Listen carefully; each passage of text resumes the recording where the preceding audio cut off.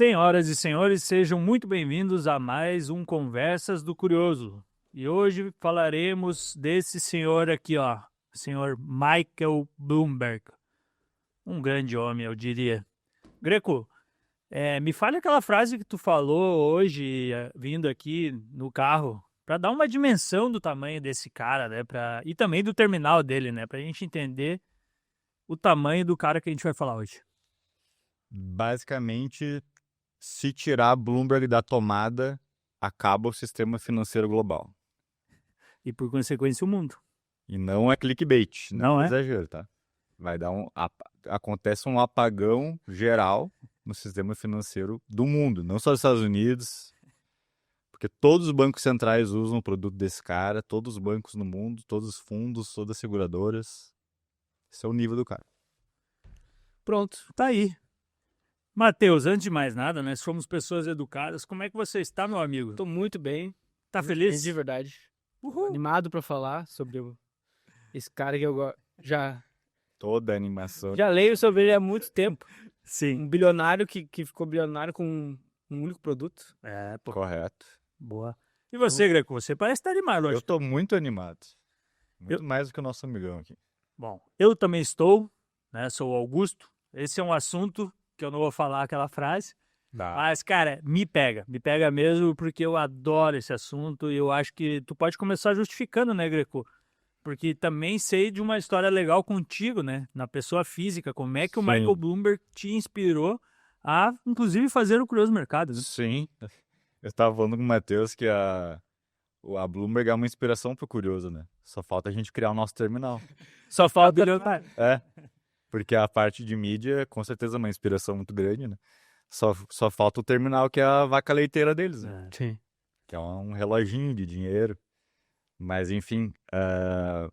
Bom, antes de mais nada, acho que isso vai um pouco contra nós, mas tem que dizer que esse é um episódio raiz, Perfeito.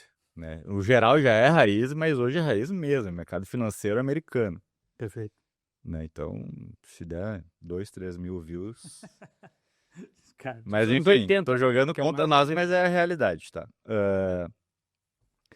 A história pessoal é a seguinte, esse livro aqui eu comprei em 2014, tive que comprar na Amazon gringa, veio de lá, né? Hoje até tem no Brasil, mas só em inglês. E é uma biografia muito... a gente adora a biografia, mas tem umas que são melhores que as outras, né?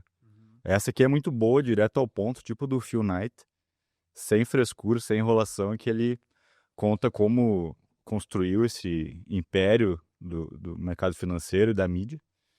Então, a ideia é bater um papo sobre isso, né? Acho que muita gente usa Bloomberg no dia a dia, né? Especialmente no mercado financeiro. Nem todo mundo sabe a origem, nem todo mundo sabe como surgiu, né? O porquê, né? E mesmo para quem não é do mercado financeiro, eu acho que tem boas lições aí também em termos de empreendedorismo, de execução, de racional, de ver uma oportunidade de mercado. E alguns playbooks, assim, que eu acho bem interessante, assim, a visão dele. E também, além do empreendedorismo, a questão de quem gosta de tecnologia também, né? Total, né? Uma inspiração Fez gigantesca. algo que... 40 anos antes, né? Tá, mas Greg, tu me contou uma história que lá em 2014, em 2015, tu era um estagiário em um lugar e tu começou a usar É verdade. o Bloomberg. É verdade. E aquilo ali te Foi ao mesmo mudou tua tempo, vida. foi ao mesmo tempo que eu era estagiário em M&A, Uhum. e aí tinha um terminal Bloomberg. E aí foi no mesmo tempo que eu comprei esse livro, para entender. Porque, assim, antes de mais nada, para quem não sabe, é um terminal que custa $2.000 por mês. Caro, né? Estamos falando de R$12.000, basicamente. Entre 10 e 12 mil.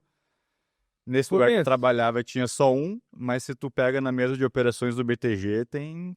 Ou do BBA, qualquer banco de investimento, Goldman Sachs, tem centenas. Milhares até. E cada um custa $2.000 por mês. Né? Então, e aí, usando o terminal, começou a me gerar muita curiosidade, né? Como é que os caras conseguiram criar um sistema tão complexo de informação, e é um negócio simplesmente assim, que não tem como tu operar sem. Não existe a possibilidade de tu, como um banco de investimentos ou um hedge fund, operar sem um terminal Bloomberg. Então, uma das lições para o empreendedor é, pensa em criar algum produto. Eu pensei, cara, como é que eu crio um produto tão indispensável que nem é o Bloomberg para o mercado financeiro? E há mais de 40 anos, né? Há mais de 40 anos. O Banco Central do país precisa disso. Então, acho que talvez só para explicar, né, para quem não conhece, é como se fosse um Google, como se fosse um software em que tem todas as informações financeiras em tempo real de praticamente todos os ativos do mundo, Perfeito. tá? Então, e é um software que ele é peculiar, porque o design ainda é como se fosse dos anos 80, uma tela preta, como se fosse um Microsoft DOS. O teclado também ele é diferente, agora o hardware está um pouco mais moderno, tá? Mas basicamente ele serve para traders e portfolio managers e todo mundo que precisa no dia a dia tomar decisões, e ali estão todos os dados que tu precisa, seja de uma empresa, seja de um título de renda fixa, seja dos preços das commodities, do câmbio. Legal. Né? Então, imagina, são mais de 300 mil terminais instalados no mundo hoje e cada um paga $2.000 por mês. Então, é por isso que o negócio, não à toa que o Michael Bloomberg tem uma fortuna de $109 bilhões. Né? E tu comentou que além da questão, é como se fosse um Google mais um WhatsApp. Exatamente. Tem esse ponto que daí deixou simplesmente matador o produto. Porque, imagina, nos anos 80, quando eu ainda não tinha a internet, né, o cara fez esse produto em que tu conseguia consultar todas as informações, todos os dados relevantes para te tomar uma decisão, seja em renda fixa, seja em bolsa. Né? Então, só aí tu já superou todos os concorrentes. Na época que não tinha internet. Na época que não tinha internet, não existia um Google, tu não tinha... A única forma de tu saber o preço dos ativos era tu pegar o telefone e ligar para um monte de player que ia te dizer que a ação estava tanto ou o título estava tanto. O cara botou isso tudo num sistema de informação Antes da internet. E além disso, ele forneceu mais um monte de informações relevantes para aquele ativo. E, para fechar com chave de ouro, o cara simplesmente implementou um chat, que daí ele falou, um WhatsApp, em que todo mundo que tem um terminal Bloomberg fala com quem tem terminal Bloomberg. E isso é muito importante no mercado financeiro, que é global. Então, se tu é um trader de Nova York, precisa falar com um trader de Londres ou em Tóquio, né? Imagina, naquela época, nos anos 80, tu mandava uma mensagem pro cara. E isso ajudou muito a globalização como um todo, né? Ali anos 80 e 90. E até hoje, essa é uma das... O AIB, né? Instant Bloomberg. É uma das funções que os traders mais gostam. Porque é muito mais rápido, né? Então, tu começa a falar, tu pega cotações ali, tu pergunta como é que tá para outros traders, outros gestores sobre determinado ativo, enfim. Um WhatsApp do mercado financeiro junto com o Google. E aí, não obstante, as pessoas que não são de mercado financeiro talvez tenham ouvido falar no Bloomberg pela questão da mídia, né? Ele veio a criar depois, que também foi um complemento para o negócio dele, né? Então, cara, e também foi prefeito, uma série de coisas que a gente vai poder abordar hoje. Esse é o tamanho do cara, né? E é por isso que chamou a nossa atenção, e ele é realmente uma referência, né, do mercado financeiro. Como o Greco disse, se tira da tomada, ele falou isso hoje vindo no carro, eu achei sensacional. Porque é verdade, né? Na verdade, não está ligado à internet até hoje. É um sistema à parte que todo mundo utiliza no mundo inteiro, né? Como tu disse, bancos centrais, empresas de investimento ao redor do mundo. Então, cara, é interessante pensar que ele fez uma tecnologia que está há mais de 40 anos e totalmente em evidência, né? Sim. Nada derruba a Bloomberg. Todo mundo já tentou, um monte de gente já tentou e não conseguiu. Então, para quem não está muito familiarizado com o mercado financeiro, é legal fazer uma figura que é aquele teclado colorido que normalmente tu vê em fotos, perfeito. vídeos antigamente, hoje em dia que tu continua vendo, esse é o Bloomberg. Esse é o terminal. E isso teve um impacto muito grande em termos de de negociação em Wall Street, depois no mundo todo, né? Porque isso deu transparência para o mercado, né? Sim. Então, de repente, estava todo mundo vendo os mesmos preços, que antes não era assim, né? Cada um tinha o seu preço, e tu tinha que ligar para um monte de player e tal. Então, isso acabou gerando transparência e impactando na liquidez do mercado, né? Então, uma informação que tu levaria muito tempo para coletar, estava ali instantânea para ti, né? E além disso, né, dos dados brutos, também essas ferramentas de análise, né, de comparação, a questão de múltiplos de valor relativo, isso é muito importante em termos de precificação no mercado.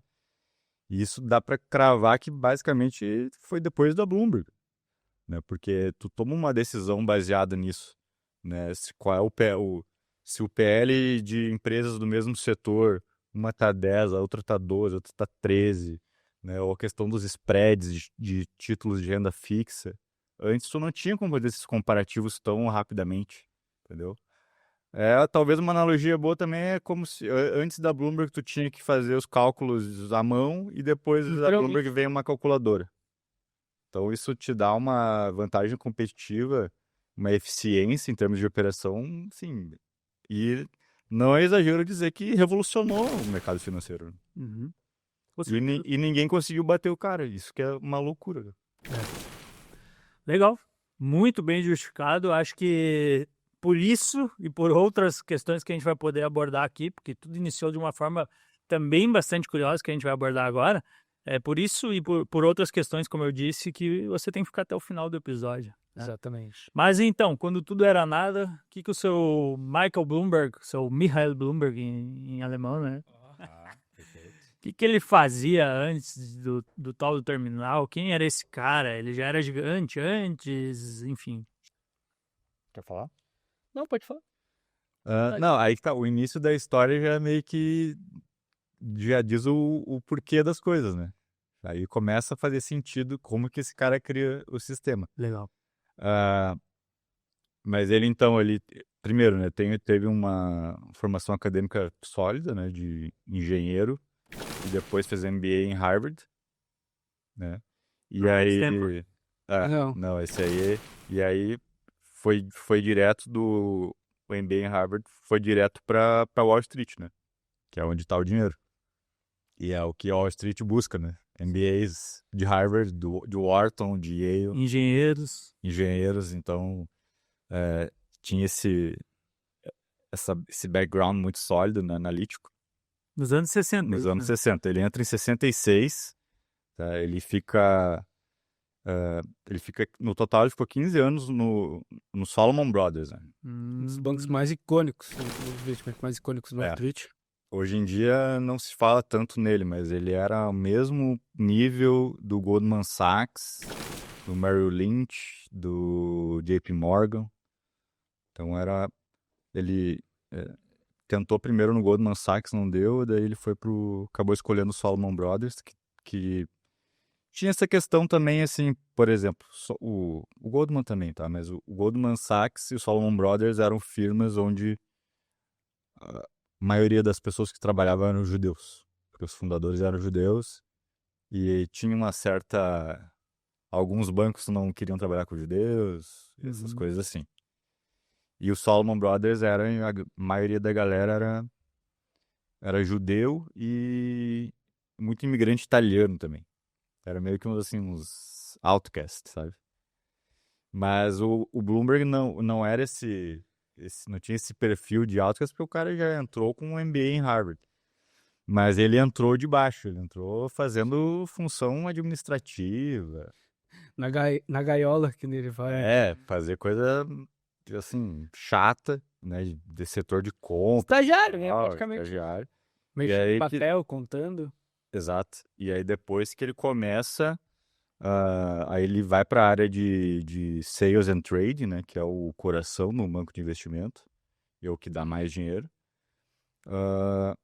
Só que aí que começa a história. Porque ele sobe rápido na hierarquia. Começa, então, a se destacar nessa área de trading, de equities, né? Então, basicamente, o cara que vendia ações no banco, no Salomon Brothers, tá? E aí, além disso, em paralelo, né, ele percebendo essas dificuldades da época ali no final dos anos 60, que era de ser tudo feito com papel, a ineficiência, a demora que era, e o volume de negociações na época estava crescendo cada vez mais, então estava ficando uma coisa insustentável. Ele começou a se interessar e ir atrás sobre essa questão de computadores, e aí ele sugere aos sócios do Solomon começar a informatizar o Solomon Brothers, a construir um sistema proprietário para colocar tudo no computador, porque é uma máquina muito mais eficiente do que um monte de estagiário lá Sim. anotando, né, os registros das transações. Né? Ah, comprou, vendeu ação da IBM, ia lá o preço e tal, volume.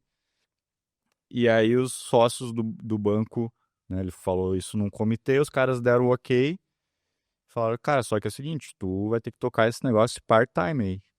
Tu continua tocando a parte de trading Simplesmente. e aí tu é um projeto paralelo teu, né? E aí ele começa a trabalhar nisso. Então, já nos anos 80 não, no final dos anos 60, ele trabalha junto com uma equipe, né? Depois contrata programador e tal para criar o primeiro sistema de informação do Solomon Brothers. Então, nesse projeto que ele já aprende muito sobre computadores, né? Sim. Lembrando que ele não era um engenheiro de software, um programador nem nada, mas ele aprendeu muito sobre TI, sobre implementar um sistema, todos os desafios que existem, a, o fato de as pessoas serem muito resistentes a mudanças, né? E aí, 72 fica pronto, Tal da B-Page, né? B-Page. B-Page. E 72 fica pronto, em dezembro de 72, aí a primeira mensagem que sai no terminalzinho deles é que o Bloomberg tinha se tornado sócio do Salomon Brothers. Ele usou. Todo bem. Legal. Mas aí que tá, tipo assim, o cara muito old school, né? Muito... Porque nessa época os computadores ainda não existiam, não existia PC. Sim, É. personal. A IBM foi lançar o primeiro PC só em 81. Então Não é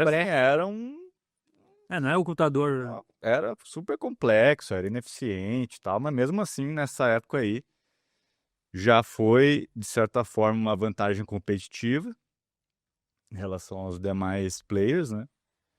E aí, né, o Bloomberg se torna sócio em 72, vira, um cara super importante dentro do banco, né? Porque ele tocava a parte de block trade, né? Que era os grandes blocos de ações, né? Então, tipo assim, ele não atendia um fulaninho que queria comprar 100 ações de IBM, né?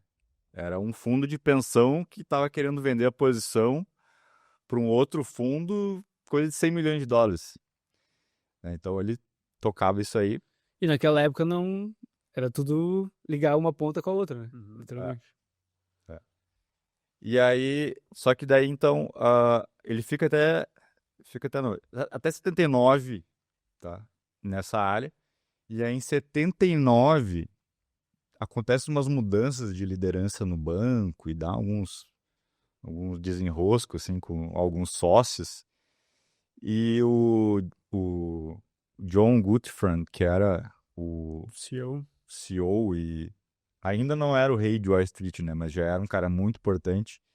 Falou pra ele, Michael, tu vai ter que sair dessa área, porque o fulano não quer trabalhar contigo, tu também não quer trabalhar com ele, vai tocar a área de sistemas de informação. Que ele já tinha o expertise, mas não tocava. Daí ele vai tocar, e aí ele toca essa área de sistemas de informação do banco de 79 a 81. E aí, em agosto de 81, o Solomon Brothers é comprado pela Fibro Corporation, que até então era bem desconhecida, era uma firma de commodities da África do Sul, super obscura. Obscura no sentido, não mau sentido, mas Sim, pouquíssima desconhecido. gente. Pouca informação. Pouca informação. E aí, só que isso foi uma surpresa, porque como é que uma empresa que ninguém conhece chega comprando um banco do tamanho do Solomon, né? Essa foi a questão. E aí, quando a Fibro, né? Fibro que é de Philip Brothers. Na verdade, ela tem uma puta história também. Sim. E para quem não sabe, era a firma que o Mark Rich, o rei do petróleo, trabalhou por muito tempo, né? Toda a expertise dele em trading de commodities ele aprendeu na Philip Brothers, né? Que era Philip Brothers, né? Irmãos Philip da África do Sul, irmãos de origem judaica, e que tradeavam muito metais. E ali nos anos 80, então, começa essa questão de diversificação, tem muita fusão, aquisição em Wall Street. E eles compram, então, o Solomon Brothers. E o que aconteceu, né? A maioria Isso pegou o ego do Bloomberg. A maioria dos sócios permaneceram na firma, mas alguns foram Varridos. varridos. Demitidos. Let go. E aí aconteceu isso com o Michael Bloomberg. Então, assim, em tese ele foi demitido, deixaram ele partir, mas não de mãos abanando, né? Quanto ele saiu, Greco? Ele recebeu pela fatia dele no Solomon Brothers 10 milhões de dólares em 1981. Tá bom? Bom preço.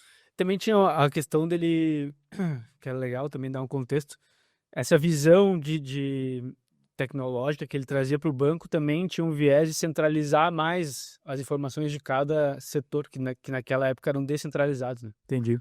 Então, isso também tinha um interesse de outros diretores do banco de manter as coisas menos centralizadas e mais descentralizadas, de certa maneira. E isso é uma das justificativas que ele fala de ter saído do banco. De ter saído. Então, Essa primeira experiência a gente pode colocar dentro do contexto da história como, bom, ele foi demitido, então, o cara, muitas vezes demitido, ele sai com uma dor bem grande e querendo fazer coisas grandes, inclusive para provar para todo mundo que, principalmente os caras que mandaram embora, que eles estavam errados. Ele teve a experiência de ser um dos primeiros caras a realmente mexer com a tecnologia dentro do mercado financeiro, né? Sim. Foi o que ele ajudou a implementar no Solomon Brothers. Então ele tinha também uma questão de expertise grande para o que ele viria a fazer no futuro, né? Que seria a partir ali de 81, né? Que ele teria aí um novo ponto dessa história, que a gente poderia colocar assim. Correto. 81 ali. Então ele une esses dois expertise, né? Computadores e mercado financeiro. Sim. E aí o cenário também O cenário. contribuiu, né? Porque nos anos 80 ele que é bem quando... Vamos dizer que ele era o cara certo, na hora certa, no lugar certo. Sim, totalmente. 81 em Wall Street, o único cara que acho que tinha esse expertise tanto em mercado quanto tecnologia. Porque não adiantava, se fosse só um cara de software, de hardware, de computador, ele não ia fazer o que ele fez. E se fosse só um cara de mercado, ele também não ia conseguir não ia conseguir executar.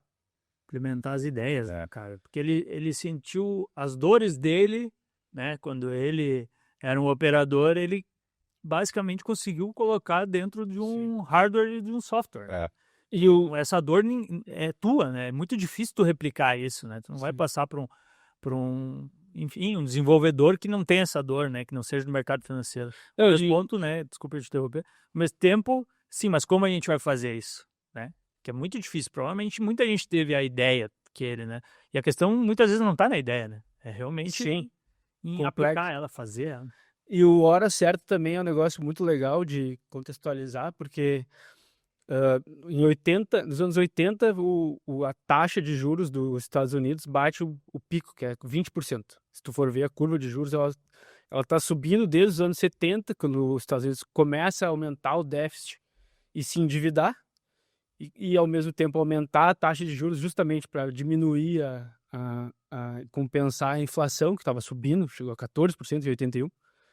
Então, como a taxa de juros do governo aumenta, o mercado de crédito, né, começa a crescer, de renda fixa. Então, o dinheiro sai dos ativos, principalmente das empresas, e primeiro vai para o governo, né, que capta, que troca o dinheiro que está em circulação por títulos de dívida dele, então diminui a quantidade de dinheiro no mercado, então diminui a inflação, entendeu? Por isso que aumenta os juros, né? Então ele pega justamente esse período de crescimento dos ativos do mercado de dívida e o aumento de complexidade desses ativos, né? Então as próprias empresas começaram a emitir títulos de dívida porque compensava mais emitir um título da tua dívida do que pegar dinheiro emprestado no banco, entendeu? Legal. Então todo esse mercado começou a surgir exatamente naquele mesmo momento, entendeu? E ele tava lá. E ele estava lá sabendo sair, tinha o dinheiro no bolso, né, para investir, tinha capacidade técnica, né, sabia como fazer e sabia que a demanda por esse tipo de informação estava subindo cada vez mais. Entendeu?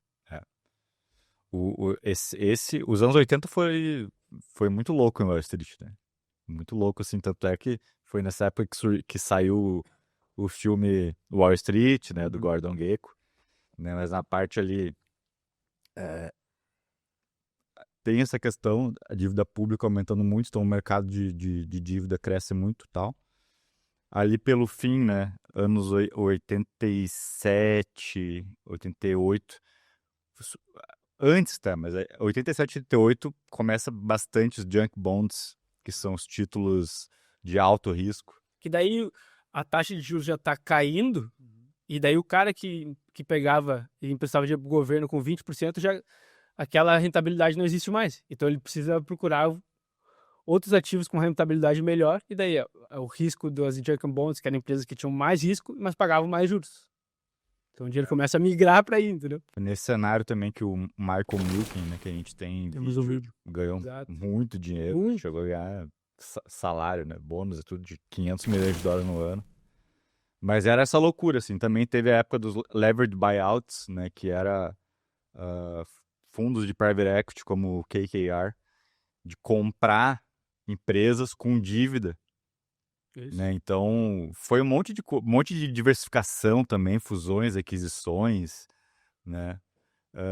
Então, assim, e teve o cerne de tudo, né? As desregulamentações com o governo Reagan, né? Então, a partir daí que o negócio vira uma selvageria brutal, assim, de tipo... Tanto é que a KKR, né, fez na época o deal da Nabisco, foi o maior até então da história, né? Aí que surge figuras como o Carl Icahn, né? Começa aí também que entra o John Gutherford, sai aquela matéria que ele é o King of Wall Street, porque além dos títulos de renda fixa e de bolsa, tem também os títulos hipotecários. Sim, que é criado pelo Solomon. Surge daí, né? Mortgage-backed security. Aí Solomon ganhou muito dinheiro.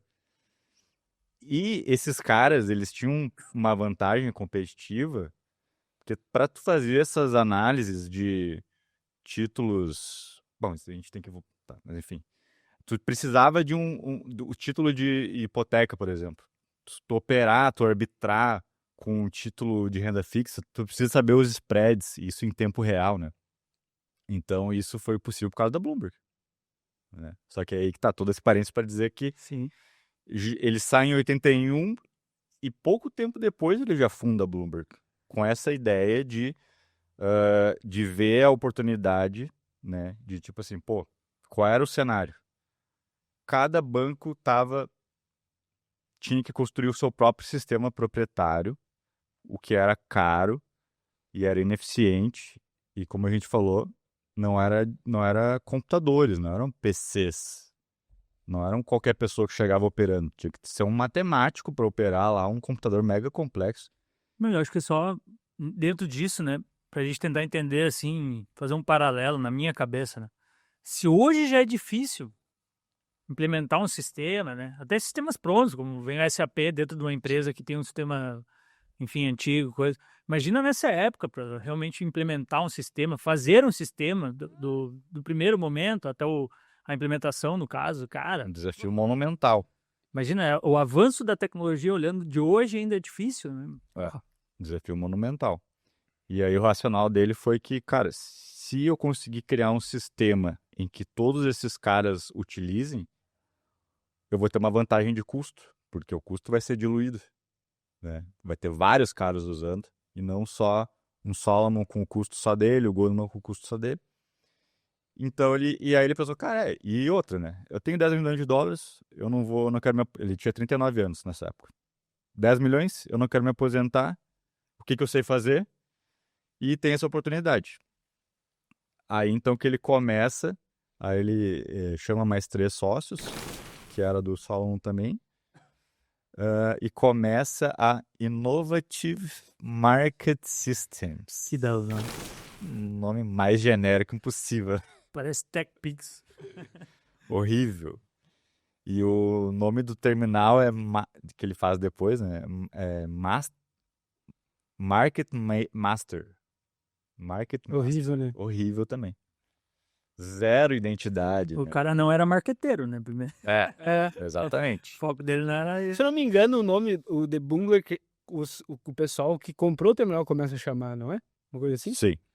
O pessoal começa a chamar de Bloomberg. Alguém pergunta, como é que é aquelas máquinas que o Michael Bloomberg vende? Os Bloombergs.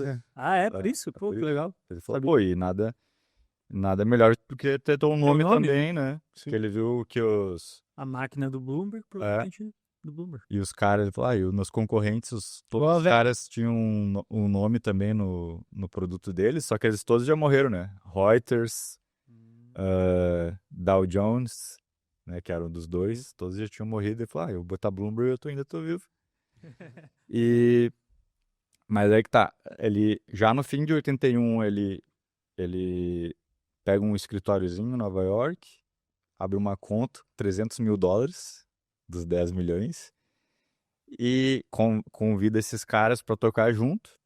E no início eles fazem umas consultorias para alguns bancos só para pagar as contas. Tá? E o primeiro cliente, daí, sem ser consultoria, já é em 82.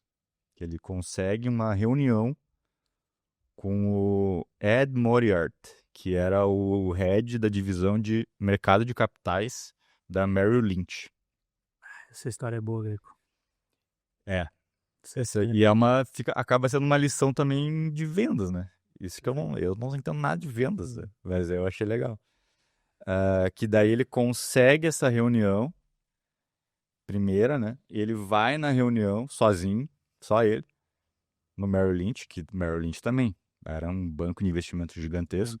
E aí esse cara tá cercado de traders, programadores, advogados, né, numa mesa, imagina, em Wall Street, assim, gigantesca. E o cara fala, tá, e aí, Bloomberg, fala aí o que tu quer. E aí ele faz o pitch dele, fala, hoje é assim, eu posso te fornecer as curvas de juros, posso te fornecer mercado de futuro, cenários, né, o Arif cenários, se o spread sobe para tanto, tu vai ter isso. Todo o pitch dele, do que ele pensava na Bloomberg, inicialmente só para renda fixa, tá? Bonds. E aí o cara fala assim, tá, legal. Daí ele pergunta pro desenvolvedor dele, o que tu acha disso? Aí ele falou assim, muito legal, mas eu acho que a gente consegue fazer isso em casa. Consegue fazer isso internamente. E aí o cara pergunta, mas em quanto tempo, né? O Ed Moriarty pergunta, em quanto tempo tu consegue entregar isso aí? Ele falou, olha, se tu não me passar mais nenhuma demanda, a gente começa a fazer em 6 meses. Começa. E aí o Bloomberg entra na hora e fala, eu te entrego isso em 6 meses, pronto, e se tu não gostar, não precisa me pagar. No-brainer, né? Tanto é que aí o Ed Moriarty, que é o tomador de decisão, fala, não, fechado. E saiu da reunião. Ele falou assim, não era como. Gaúcho, que peitaço, né? Peitaço, Que né? peitaço. 6 Não meses. tinha nada desenvolvido. Não tinha nada desenvolvido. Não, ele precisava do Merrill Lynch para desenvolver também. Exato. Porque o que ele fazia, justamente, como a informação estava totalmente descentralizada nos bancos de investimento, precisava pegar a informação do banco entendeu? Para criar o sistema. Uhum. Então era uma troca também, de certa maneira, né? Mas aí fica a lição de vendas, né? O que hoje em dia, né, o próprio, não sei se alguém conhece, o Alex Hormozi, que é um cara de hoje em dia, mas que eu gosto, assim. Que ele fala bastante sobre vendas e ele fala assim, cara, a tua oferta ela tem que ser tão boa que o cara tem que se sentir estúpido se ele não aceitar. Foi isso que aconteceu, né? Tipo assim, meu, ele não, o Merrill Lynch não tinha downside nenhum. Não tinha por que não, né? E aí aceitou, né? Foi assim que ele consegue o primeiro grande contrato, né? E aí, então ele promete os 6 meses, ele ganha um pouquinho mais de tempo entre a assinatura do contrato e tal, ele ganha mais uns 2, 3 meses. E o primeiro contrato foi, então, 22 terminais Bloomberg por um valor $600 mil, mais $1.000 por mês de cada terminal. Esse foi o deal, tá? Mas, daí, né, passou lá o tempo, foram lá entregar, viram que funcionava, e o Merrill Lynch viu o potencial daquilo. E além de se tornar cliente, eles investiram e se tornaram sócios da Bloomberg. Então eles compraram 30% da Bloomberg, na época Innovative Market Systems, por $30 milhões. E amarraram a Bloomberg, falaram assim, olha, a gente fecha então esse primeiro contrato, a gente vai ser teus clientes, a gente vai ser teus sócios, mas tem um porém. A gente quer exclusividade de 5 anos e tu não pode fornecer esse terminal para os nossos maiores, para os 14 maiores concorrentes nossos. 14. Eles botaram a lista lá, Goldman Sachs, JP Morgan, Morgan Stanley, Salomon Brothers, tudo. Fechado. Né? E aí, lembrando, nesse início o produto era só renda fixa. Sim. Só renda fixa, e eles desenvolveram todo o hardware e o software. E aí já foi algo revolucionário, porque já, né, vinha desse histórico aí de era tudo no papel. Aí já tinha outros players que era o Quotron, que só que era só para ações, e o Telerate era para renda fixa, mas era muito limitado. Ah, já existia outros Existia, sistemas. já existia. Legal. Mas ele simplesmente, o Telerate, por exemplo, ele só colocava a cotação numa tela.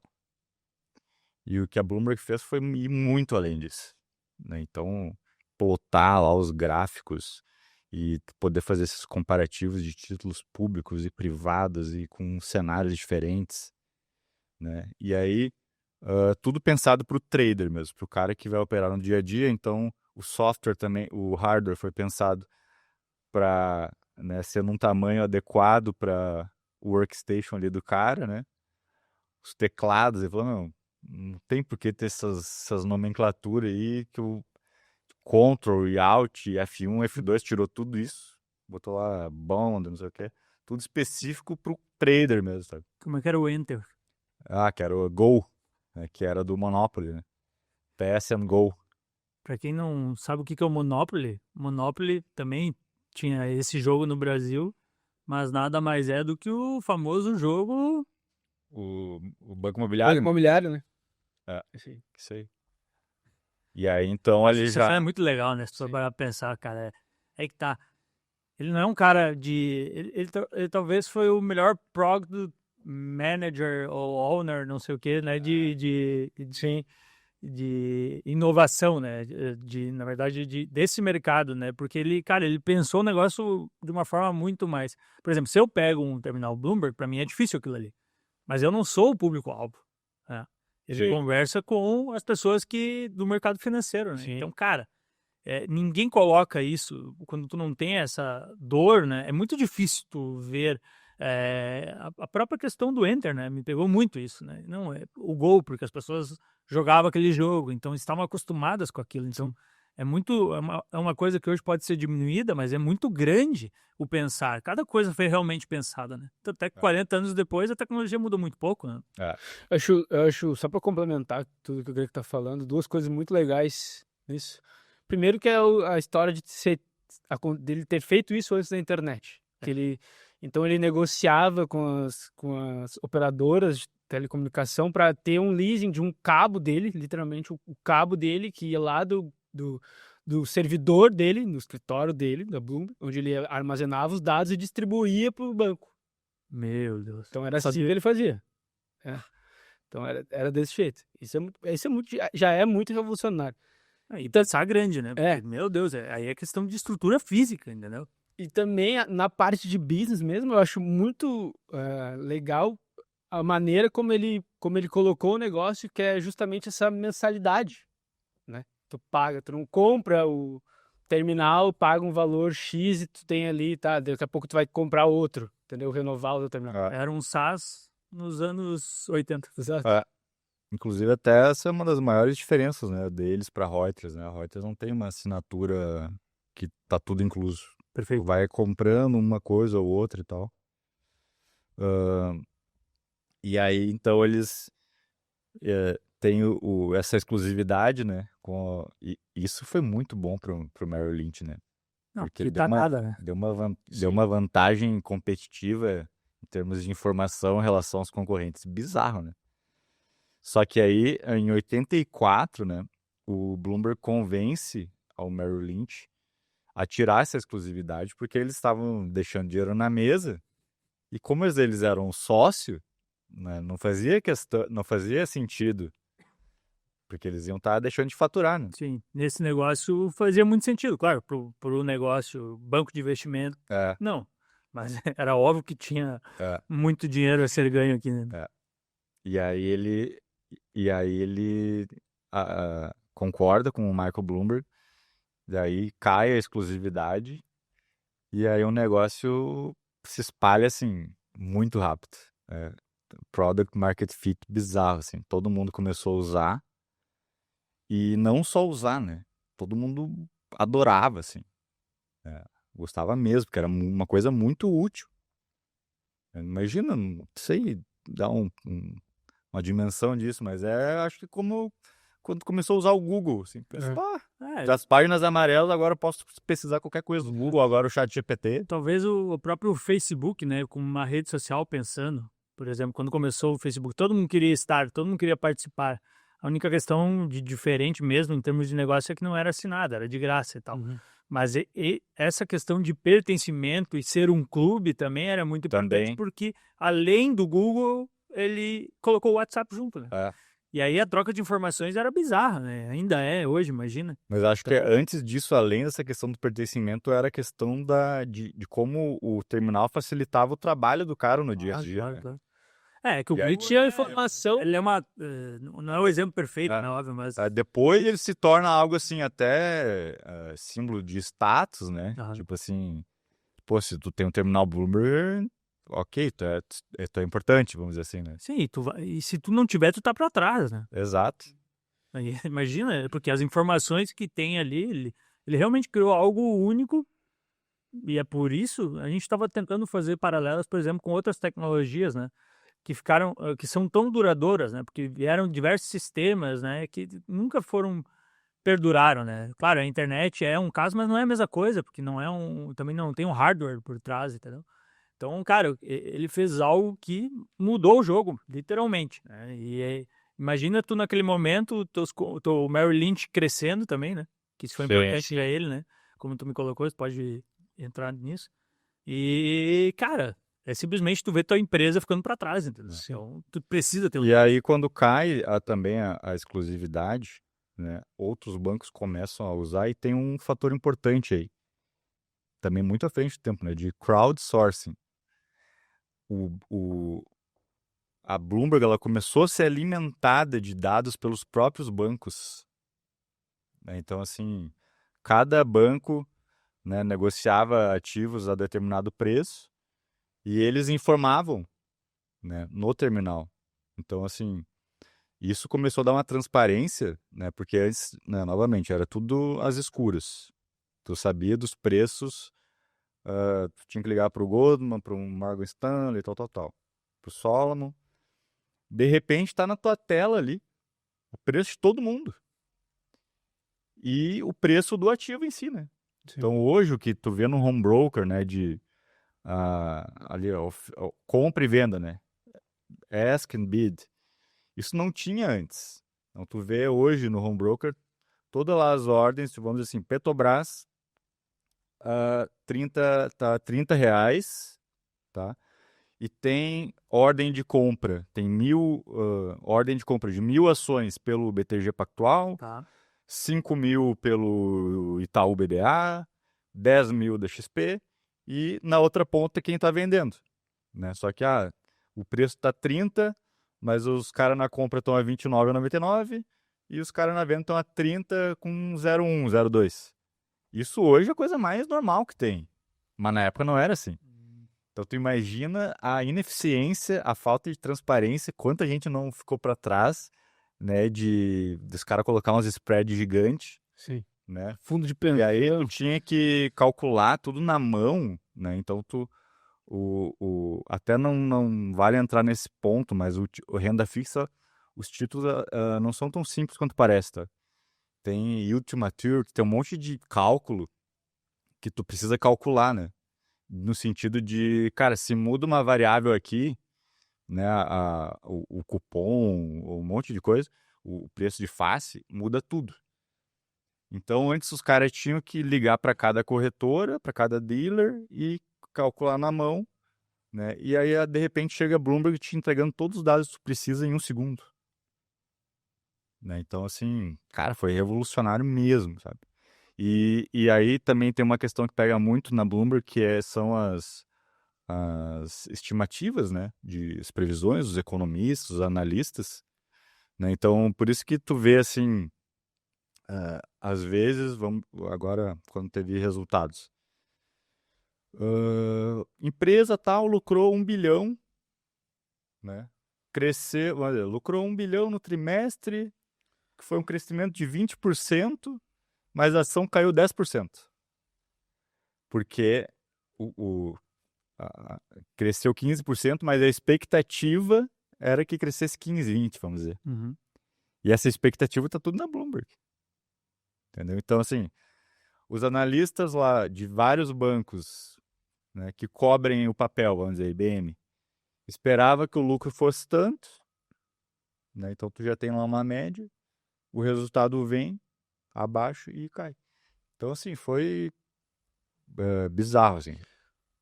Praticamente quem não tinha Bloomberg não tava fora. Exatamente, é isso aí. Naquela época e até hoje. Isso que é Tu louco. não podia operar sem, não podia ficar de fora disso. E por isso que teve esse sucesso, né? Mas tem uma passagem que eu acho muito legal, que eu me lembro de tu contar, lá, acho que por 86, 87, que foi quando o Wall Street Journal, né, que era um concorrente dele, ele convenceu, né, cara? Tem uma passagemzinha que eu gostaria que tu falasse só pra também, porque isso aqui vai ter reflexo no futuro, né? É.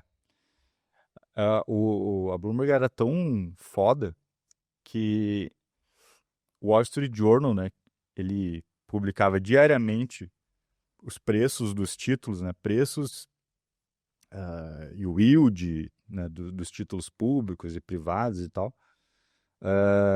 Né, e para quem não sabe, né, o governo tem vários títulos, né, e com vários vencimentos. Então tem o título público de 2 anos, tem o de 5 anos, tem o de 10, tem o de 30, e isso muda todo dia, né?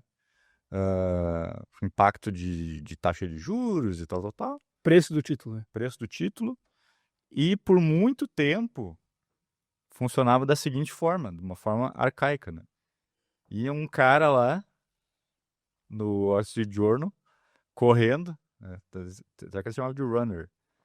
Todo dia ia até o Federal Reserve, pegava lá uma papelada, uma tabela com todos as informações dos títulos, preço e yield, não sei o quê. Ia lá, voltava pro Wall Street Journal, aí tinha lá um redator que às vezes já estava cansado, né? E tinha que escrever à mão, né? Todos os preços e variações, oscilações, juros de todos os títulos. Todo dia, no manual. Foi assim por 100 anos. E aí o Michael Bloomberg chegou pro Wall Street Journal e falou, olha, se vocês quiserem, eu consigo fornecer isso para vocês de forma automática, muito mais rápido, muito mais eficiente e com um grau de certeza muito melhor, né? Porque vai que um dia aí o cara erra. Uma vírgula ali, alguma coisa. Exatamente. Ele tá falando uma Provavelmente, nos 100 anos, algum momento. Eu ia errar todo dia. E aí a gente tá falando de um ativo que até hoje, né? É o ativo mais importante do mundo. Sim. O ativo livre de risco, que é o título público americano, que baliza todo o mercado financeiro global. E aí ele falou, não, vamos fazer o seguinte, então, se vocês quiserem, eu forneço todas essas informações e não precisa me pagar. Mas eu gostaria de ter um anúncio de uma página inteira da Bloomberg no Wall Street Journal. O que ele tava fazendo já? Famosa, E o Wall Street Journal falou, conhecida, deal. E aí, meu, permuta. e foi inclusive dessa questão, né? Imagina, aí começou, isso foi em maio de 87, tá? A Bloomberg se torna fornecedora oficial. Imagina, ela derrotou o Federal Reserve nesse sentido e se torna fornecedora oficial do Wall Street Journal e da Associated Press, Isso. que é famosíssima. Sim. Né? E aí, o que aconteceu? Esse cara aqui, ó, acho que não vai dar pra ler, né? Matthew Winkler. Foi aí que ele conheceu a Bloomberg. Porque, primeiro, né? Vale o contexto aqui. O Wall Street Journal, ele pertence, até hoje, né? À empresa Dow Jones. Tá? A Dow Jones é uma empresa. Então, não é só o nome da bolsa. É uma empresa de mídia, que hoje ela é controlada pelo Rupert Murdoch. Ah, é. Mas é um conglomerado de mídia e que tem esse serviço de informações também. E nessa época eles tinham comprado o Telerate, que era o principal concorrente da Bloomberg, e foi papo de $1 bilhão. Não foi um negócio qualquer, Não tá? foi aquela compra. E de repente, $1 bilhão naquela época, tá? Anos 80. E aí o Matt Winkler um belo dia tá lendo o Wall Street Journal e vê um anúncio gigante, uma página inteira Do concorrente. do concorrente. E aí que ele acha estranho, porque, pô, como é que os caras são dono do Telerate? Por que não estão anunciando o Telerate e não a Bloomberg? Aí quando ele descobre que ele foi de graça, então, aí ele pira, né? Meu Deus, que é isso, cara? O que esses caras estão fazendo? Daí que ele vai atrás pra investigar. Pô, quem é esse Michael Bloomberg aí, né? Aí que ele conhece o cara. Aí em 88, então ele vai fazer vai lá entrevistar, né? Vai ele e mais um. Esqueci o nome dele agora. Mas que tá até hoje na Bloomberg, cara. Mas enfim. Eles vão lá. Aí o Michael Bloomberg fala, bom, explica, né? Pô, isso aqui é uma empresa de tecnologia, a gente tem as melhores pessoas do mundo trabalhando aqui, tal. E aí ele, né, falou, eu sei que não vou convencer vocês, né, são jornalistas, são céticos, mas faz o seguinte, aqui tá a lista de todos os nossos clientes. Pode ligar para qualquer um e perguntar o que eles acham da Bloomberg, do terminal Bloomberg. Que na época daí já tinha mudado o nome, né? Já era Bloomberg. E aí o cara, que a princípio ele foi lá conhecer, mas já com a ideia de fazer uma matéria, né? E aí ele liga para um gestor de fundo, assim, sei lá, da Flórida. Mas o cara tinha uns 5 bis sobre gestão, assim. E ele fala assim, meu Deus, cara, não troco o Bloomberg por nada. Sei o que, só fala bem. Ele falou, tá, e antes da Bloomberg, o que tu usava? Eu usava o Telerate.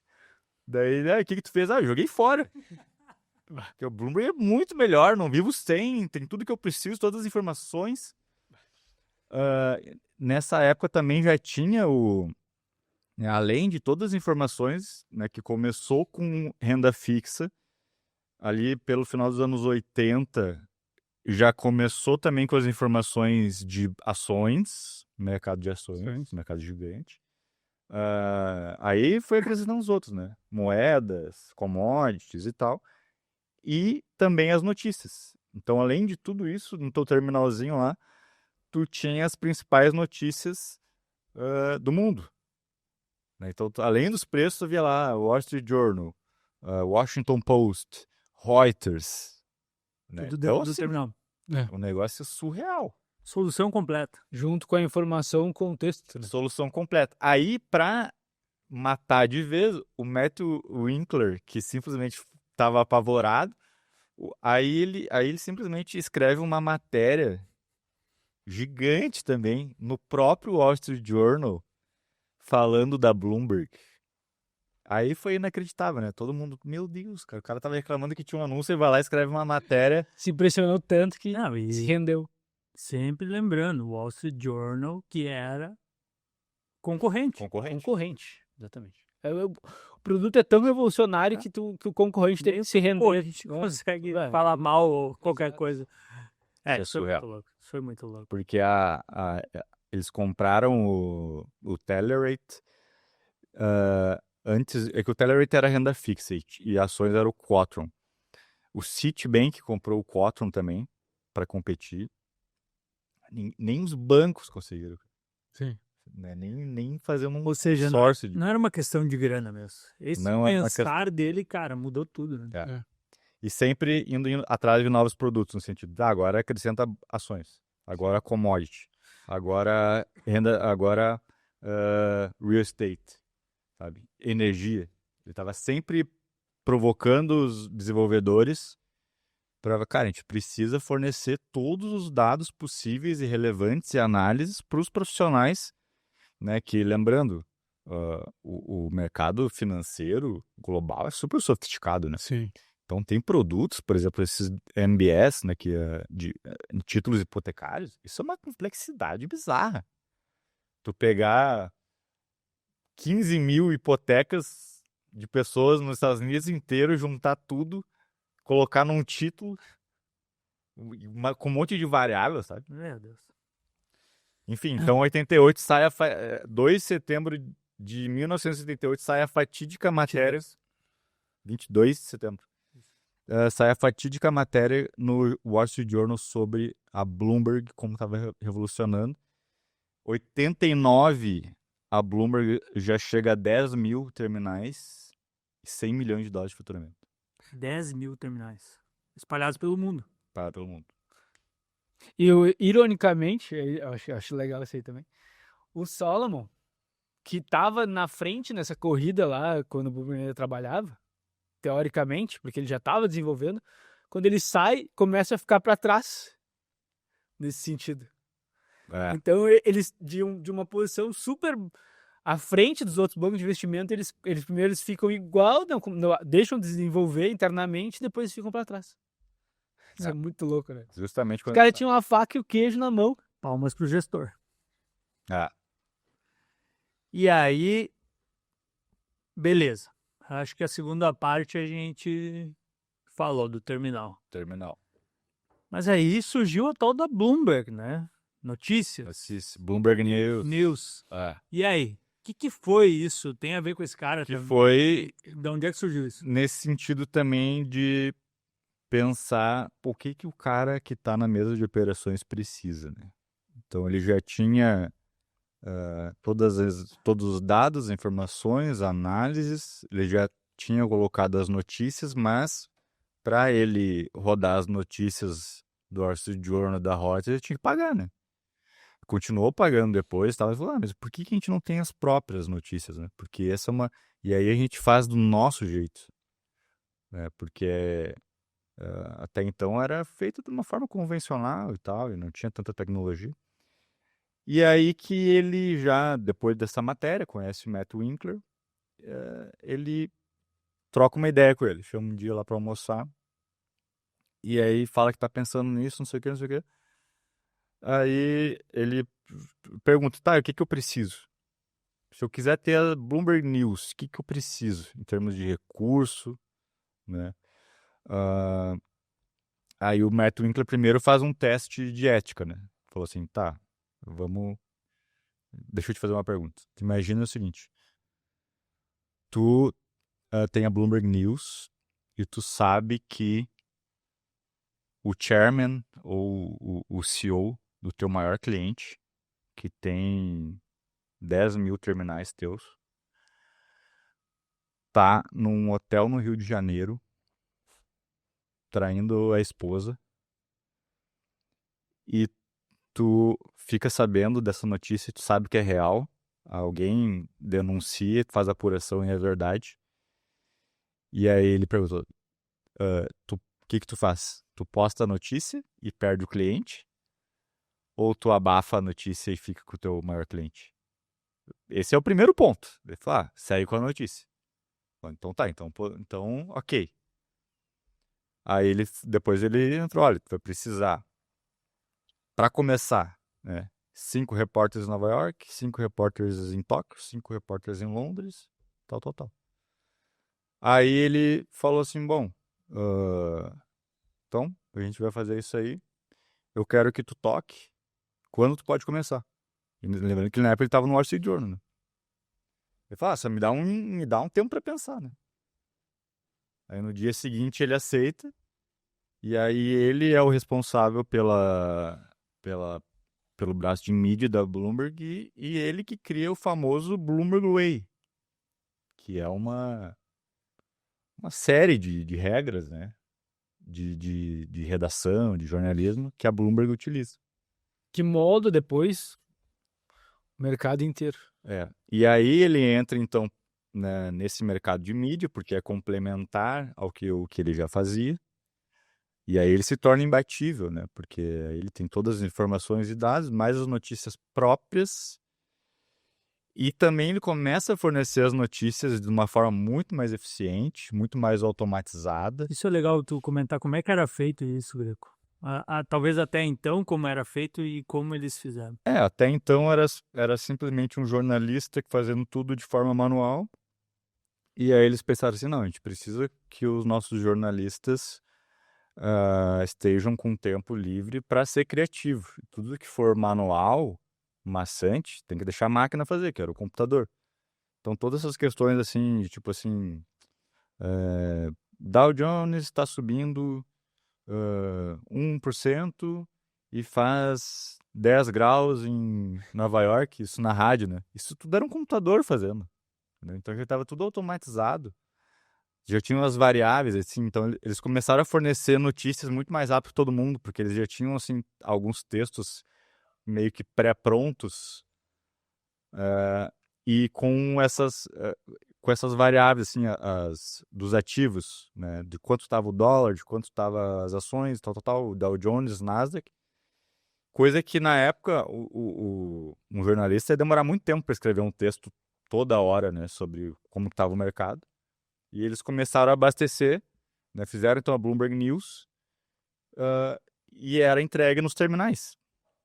Só que tu imagina, começou a ter muito mais notícia deles, com informações muito mais relevantes, e ele também sempre fala assim, cara, e a gente sempre tem que pontuar a nossa eficiência tecnológica e que isso é tudo graças ao terminal Bloomberg. Tá vendendo também o Sim. Exatamente. É o jogo perfeito. Exatamente. E o enfoque também do texto era diferente, eu achei bem legal. É uma linguagem muito mais analítica, né? Uhum. Muito mais direta em dado, número.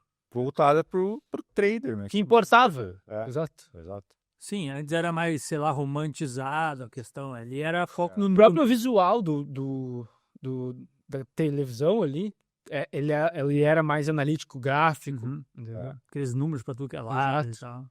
Mas isso aí é no final dos anos 80 notícia, né? E aí em 92 ele entra em rádio e depois televisão. Né? Mas tudo com a mesma lógica, assim. De tipo, a gente tem que fornecer informações relevantes em real time. E para isso ele implementou muita tecnologia, né? Mudou tudo. Né? E aí até quando ele começa a Bloomberg News, ele tem inicialmente um problema com um comitê que libera as credenciais. Kisha Club. Não, isso é no Japão. Desculpa. Antes disso, em Washington. ele viu que ele precisava. Então, assim, se ele ia fazer notícia, ele tinha que simplesmente.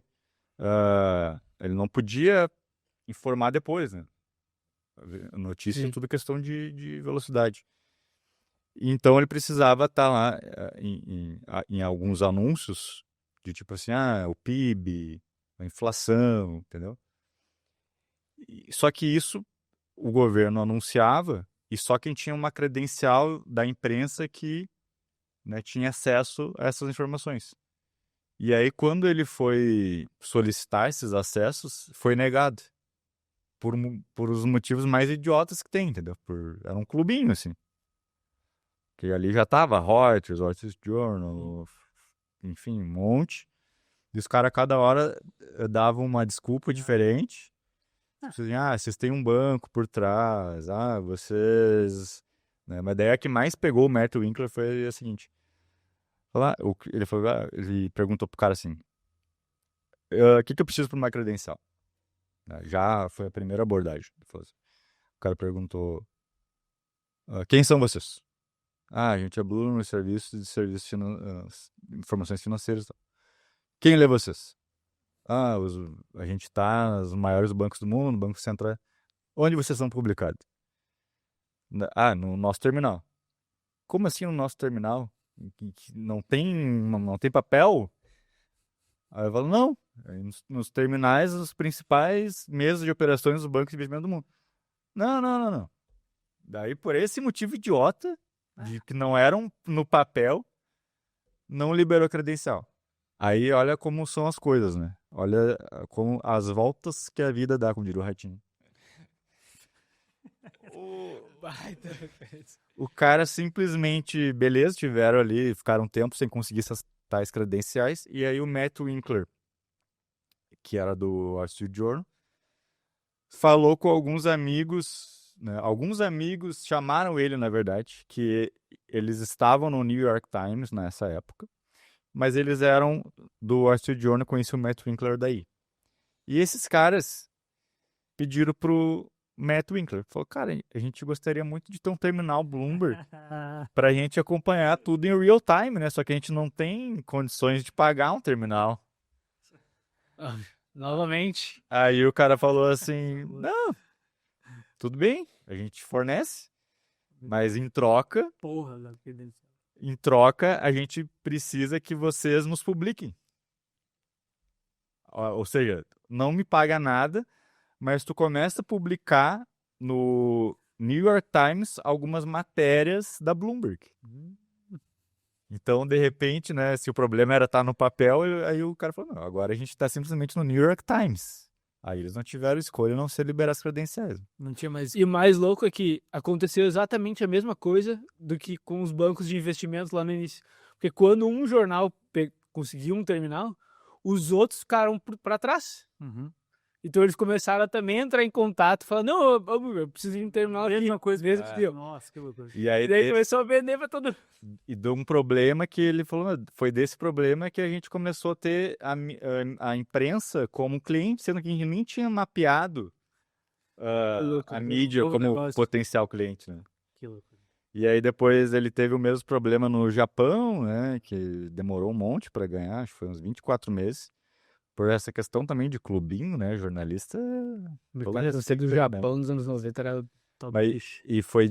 Os Keisha Clubs, e eles precisavam muito, porque nessa época, né, o Japão era a segunda maior economia do mundo, né? Agora é a quarta. E até hoje, o mercado de ações japonês e o mercado de dívida também, né? Não, em 91, 8 das empresas maior market cap do mundo eram japoneses. Então, ou seja, eles não podiam simplesmente deixar de fora o Japão, se eles quisessem ser uma operação de mídia, né? Mas aí eles conseguem rapidamente, né? Ali 90, 91, que teve uma recessão ali nos Estados Unidos e vários players de mídia estavam demitindo gente. O Bloomberg pegou um monte de gente, né? E ele fala, cara, no nosso caso era bom porque a gente não dependia disso para ganhar dinheiro, né? Isso faz toda a diferença. Claro. Sim. Porque é bom até hoje, né? O economics do negócio de mídia não é dos melhores. Sim. né? E eu li uma matéria que dizia que ah, o braço de mídia da Bloomberg perdia em torno de uns 100 milhões por ano. Eu acho que até hoje perde dinheiro, tá? Perdia. Porque logo que eles começaram, eles já estavam com uns 300, 500 repórteres no mundo todo. Hoje, tu vai ver, deve ser uns 2.000 repórteres no mundo todo. Esses repórteres, pô, na qualidade da Bloomberg, deve ganhar bem pra cacete. Uma âncora da Bloomberg, meu Deus, né? É bizarro. E a qualidade desse é A muito qualidade é muito bizarra. É como se fosse o padrão Globo, né? No sentido de ser muito diferente tudo que eles fazem. Mas não é... Seja na rádio, que era 24 horas, seja televisão, depois fizeram revista. Eles foram um dos primeiros empresas que realmente viraram multimídia mesmo, né? Também tem esse ponto. Ali nos anos 2000, os caras atacaram em tudo também. Sim. E de certa maneira, até é engraçado, né? Porque tem uma semelhança. Agora que me veio isso na cabeça, que a gente já falou do Red Bull, também, que o cara ficou bilionário vendendo um produto e usou várias outras coisas para vender principalmente o produto dele, né? O Red Bull, que era um time de futebol. E no fundo o Bloomberg fez a mesma coisa. Ele criou a empresa de mídia que não é para dar dinheiro, é para vender o terminal, no fundo. Que é onde disseminar, né? Exato. E tem uma questão também, venda, né? Mas também de marketing, né, cara? Sim. Crescer o nome, né? Porque, inclusive, esse foi um dos fatores que provavelmente alavancou o nome dele para depois ele virar político, como ele virou. E não vai ser o tema do Conversas de hoje, mas ele foi 3 vezes prefeito de Nova York, chegou a pré-concorrer pelos democratas. Perdeu nas primárias, né? Dentro do partido. Pra- Botou $1 bilhão de dólares. Aí sim ele utilizou a máquina dele, né? Mas ele não teria a força que teve, inclusive política, sem ter o nome, né? Porque isso ficou o nome dele, né? Eu achei legal que tu falou da Reuters e tudo mais, cara. Ele ainda era uma pessoa viva, né? E ele tava ali. E engraçado que quando a competição com a Reuters, né, e com o Dow Jones era muito louco, porque a gente tá falando de 2 empresas centenárias já na época e que eram gigantes, né? Só que isso ele fala no livro também. Ele fala, geralmente empresas assim muito grande, elas demoram muito a acordar para alguma ameaça, sabe? Então é assim, esse carinha ali tá fazendo um terminalzinho e tal. E quando eles se deram conta, já eram anos 90. E o Bloomberg já tinha criado um efeito de rede, já tava com... Bom, pra ter noção, 97 ele já ultrapassa 1 bi de faturamento, né? Já acho que 75 mil, quase 100 mil terminais. E o negócio é tão bom, né? Isso eu fiquei pensando, né? Que daí, em 96, o Merrill Lynch quer vender uma parte. Ele recompra. Pagou 200 milhões de dólares por 1/3 da posição do Merrill Lynch, né? Que tinha comprado por 30. E aí, em 2008, né? Quando dá a crise e o Merrill Lynch fica mal das pernas, né? Tanto é que fez a fusão com o Bank of America, eles precisam vender o restante. Quem recompra? Michael Bloomberg. Só que dessa vez, 4,5 bi de dólares. Pagou caro pelo negócio dele. Aí agora ele tem um negócio do Bloomberg, pra mim é um sonho, né? Tem 90% de um negócio. Os outros 10 estão com os outros sócios, né? Que começaram. Fundador. Tu tem 90% de um negócio de capital fechado. Ou seja, não precisa ficar dando satisfação para o Wall Street. Saco. Faz o que tu quiser. Uma máquina de dinheiro, né? Gerador de caixa, com recorrência, que financia toda a operação de mídia. E com uma barreira de entrada, uma vantagem competitiva, assim, muito, muito grande, sabe? Tu não tem concorrente, basicamente. Isso me leva ao presente momento. E essa conversa, obviamente, não seria feita em 1 hora. A gente já tá... Sim, dá pra falar mais, hein? Nosso tempo daria para ficar mais 3 horas aqui. Mas eu gostaria de entender, e até acho meio estranho eu aqui, assim, mas é uma curiosidade verdadeira, assim. A gente pode botar aí durante quase 45 anos, né? ele não teve concorrente, né? Ele simplesmente é uma ascensão, né? Hoje, estava lendo aqui, tem mais de 19 mil terminais, né? Não, são 300 mil. Desculpa, 325 mil. É. Ah, É que cada cliente tem um monte, né? não, e 19 mil funcionários, desculpa, É. peguei o dado errado aqui. 120 países, é uma potência bizarra. É. Mas hoje em dia, se eu fosse jornalista meia boca, que é algo que a gente vai nos lugares, todo mundo pergunta, tá, mas e a droga da inteligência artificial? Ela não pode destruir, afinal, esse império todo, afinal, a gente está falando de uma empresa que cresceu baseada em dados. O É. grande diferencial dela, que hoje todo mundo fala, porra, né, que os dados e, enfim, as informações são o novo petróleo e tal, mas eles cresceram baseado nisso, né? Isso que foi, que fez. Mas agora a gente tem a inteligência artificial, né?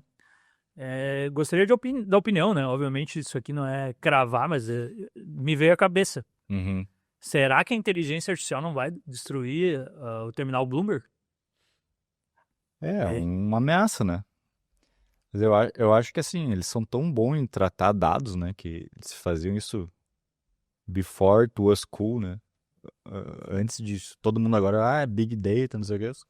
84, os caras já estavam coletando, tratando dados. Então, assim, eu acho que, bom, disclaimer, né? Não entendo nada de IA e de dados. Mas acho que eles devem ter uma base de dados tão sólida que eles juntaram ao longo desses 40 e poucos anos. E com certeza já devem ter muita gente qualificada de IA, engenheiros trabalhando lá que acho difícil bater, cara. Mas, né? No curto prazo. Né? Eu, há pouco tempo atrás, eu não pensaria que o Google correr esse risco, né? E tá correndo. Mas, por exemplo, a Perplexity tem a Perplexity Lab e tal. Tipo assim, é uma ameaça, sim, mas eu acho que é difícil bater, sabe? No curto prazo. No curto prazo. Porque se for a questão de ter um produto que canibalize a própria terminal, acho que eles mesmos vão criar. Sabe? Se é que eles já não estão com alguma solução Entendi. Eu acho que é por aí, né? própria deles, proprietária. Eu acho que pode ser mais uma ferramenta dentro do terminal, talvez, a mais, numa IA, do que uma concorrência. Porque também muitas informações que estão ali não estão na internet, diretória da internet. Né? Eles devem ter uma base proprietária, assim, exclusiva deles, que eles não licenciam para ninguém. Eles, exato. Por isso que faz sentido o que tu falou, inclusive, né? Que talvez eles mesmos, a própria Bloomberg, destrua, entre aspas, o terminal. Né? O próprio produto dele. Ou coloque uma IA ali dentro, talvez.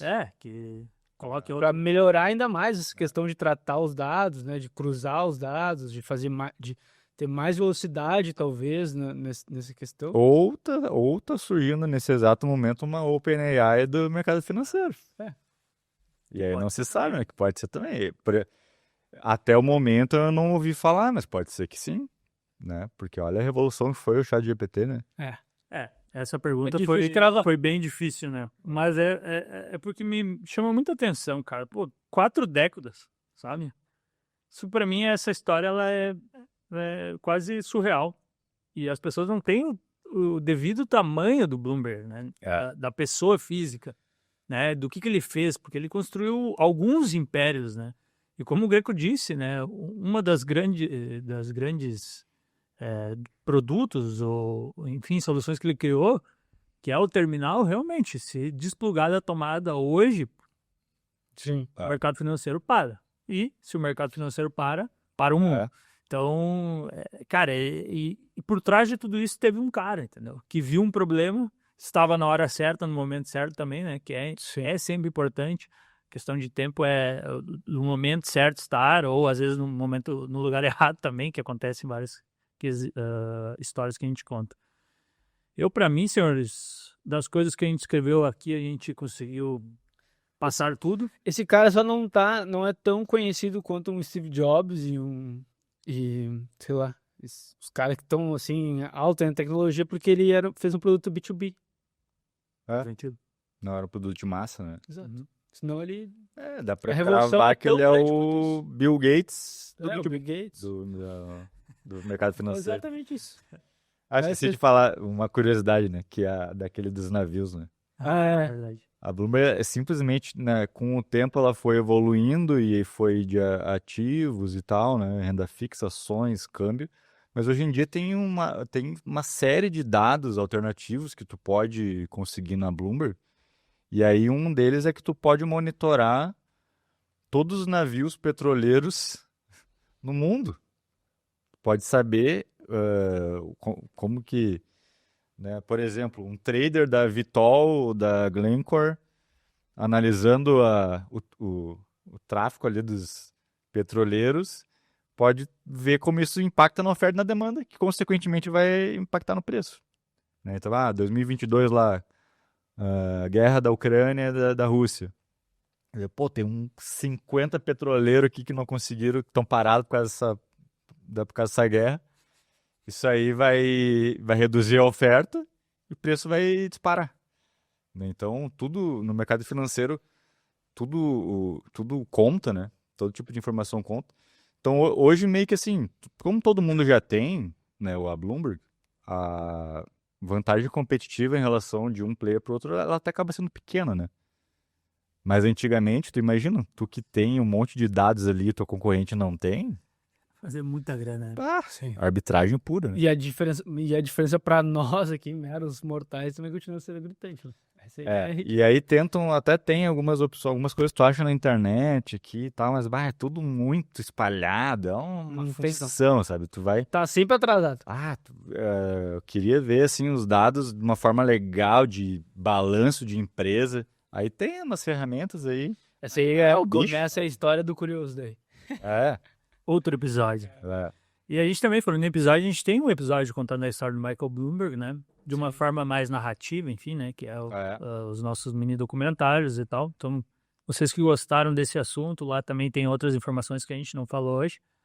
Mas, cara, agora eu vou falar a frase que eu não queria falar, mas eu me lembro que em 2021 ou 2022, eu me lembro de vocês falando dessa história na mesa.